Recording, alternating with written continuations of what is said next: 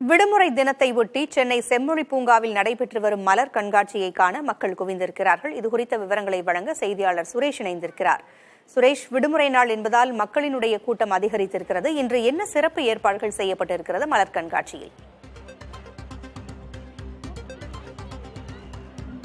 பூங்குழலி, தற்போது நாம் இருக்கக்கூடியது சென்னையில் பூத்து குலுங்கக்கூடிய ஒரு பூந்தோட்டத்தில் இருக்கிறோம்.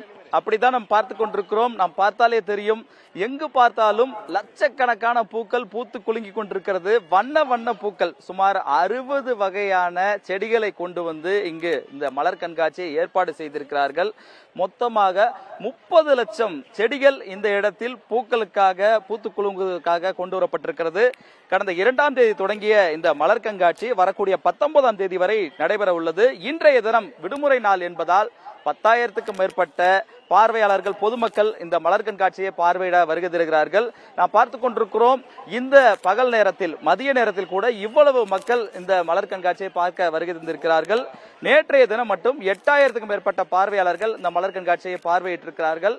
தோட்டக்கலைத்துறை சார்பில் 4வது ஆண்டாக சென்னையில் இதுபோன்ற ஒரு மலர் கண்காட்சி ஏற்பாடு செய்யப்பட்டிருக்கிறது. எப்பொழுதுமே இங்கே மலை வாசஸ்தலங்கள் எனக்கூடிய ஊட்டி, கொடைக்கானல், ஏற்காடு போன்ற பகுதிகள் மட்டும் நடக்கக்கூடிய இது போன்ற மலர் கண்காட்சி சென்னையில் ஏற்பாடு செய்யப்பட்டிருப்பது இங்கு இருக்கக்கூடிய மக்களுக்கு ஒரு மிகப்பெரிய வரப்பிரசாதம் என்றே சொல்ல வேண்டும். நாம் பார்த்து கொண்டிருக்கிறோம், இங்கு ஜீப் போன்ற இந்த மலர்களால் அலங்காரம் செய்யப்பட்டிருக்கக்கூடிய காட்சியை பார்க்கிறோம். அதே போன்ற மயில் போன்ற அலங்காரம் செய்திருக்கிறார்கள், யானை போன்ற அலங்காரம் செய்திருக்கிறார்கள். ரயில் அலங்காரம், ரயில் எப்படி இருக்குமோ அதே போன்ற ஒரு அலங்காரத்தில் மலர்களால், செடிகளால் அலங்கரித்திருக்கிறார்கள். மொத்தமாக 1 கோடிக்கும் அதிகமான பூக்கள் இந்த இடத்தில் பூத்து குலுங்கி கொண்டிருக்கிறது. நாம் ஏற்கனவே சொன்னது போல 30 லட்சம் செடிகள் இதற்காக நடவு செய்யப்பட்டிருந்தாலும் ரோஜாக்கள் மட்டும் 5 லட்சம் ரோஜாக்கள் வரை நடவு செய்யப்பட்டு கொண்டு வரப்பட்டிருப்பதாக தெரிவிக்கிறார்கள். 10 வண்ணங்களில் இங்கு ரோஜாக்களை காண முடியும் என தெரிவிக்கிறார்கள். நான் பார்த்துக் கொண்டிருக்கிற காட்சி ஒரு ஐஸ்கிரீம் கீழே வடிந்து ஒழுவது போல இருக்கிறது, ஒரு ஐஸ்கிரீம் நின்று கொண்டிருப்பது போல இருக்கிறது. இது மட்டுமல்லாமல் பட்டர்ஃபிளை போன்ற காட்சிகளாக இருக்கட்டும், அதே போன்று ஏராளமான காட்சிகள், வாத்து போன்ற காட்சிகள், முதலை போன்ற காட்சிகள் எல்லாமே பூக்களால் இவர்கள் உருவாக்கி இருக்கிறார்கள். நாம் இங்க இருக்கவங்கள்ட்ட கேட்கலாம், எங்க இருந்து வந்திருக்காங்க, ஞாயிற்றுக்கிழமை அதுமா வந்திருக்காங்க. சார், இப்ப எங்க இருந்து வந்திருக்கீங்க, எப்படி இருக்கு ஃபேமிலியா என்ஜாய் பண்றது? வண்டலூர்ல இருந்து வந்திருக்கோம் சார், ரொம்ப என்ஜாய் பண்றோம். இதான் ஃபர்ஸ்ட் டைம் நாங்க இந்த ஃப்ளவர் ஷோக்கு வந்திருக்கோம். குழந்தைங்க ரொம்ப என்ஜாய் பண்றாங்க. we are happy. கவர்மெண்ட்டுக்கு தேங்க்ஸ் சொல்லிக்கிறோம்.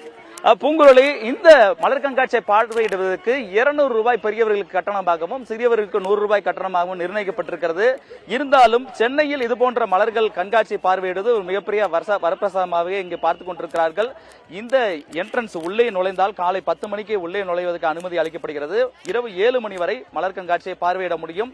சென்னையில் நடைபெறக்கூடிய இந்த மலர் கண்காட்சிக்காக தோட்டக்கலைத்துறை கடந்த 6 மாதங்களாக உழைப்பை செலுத்தி தெரிவித்திருக்கிறார்கள். ஏனென்றால் இதில் சில மலர்கள் உருவாக்குவதற்கு செடி விதை போட வேண்டும், சிலரை வெட்டி நடவு செய்ய வேண்டும் என தெரிவிக்கிறார்கள். இப்படி கடினப்பட்டுதான் சென்னையில், அதுவும் குறிப்பாக இந்த பனிகாலம் எனக்கூடிய இந்த சீதோஷ நிலை நன்கு இருப்பதால் கடந்த ஆண்டு பிப்ரவரி மாதத்தில் நடைபெற்ற இந்த மலர் கண்காட்சி இந்த ஆண்டு ஜனவரி மாதத்திலேயே பொங்கலை ஒட்டி ஏற்பாடு செய்திருக்கிறார்கள். பூங்குழலி, தகவல்களை வழங்கியமைக்கு நன்றி சுரேஷ்.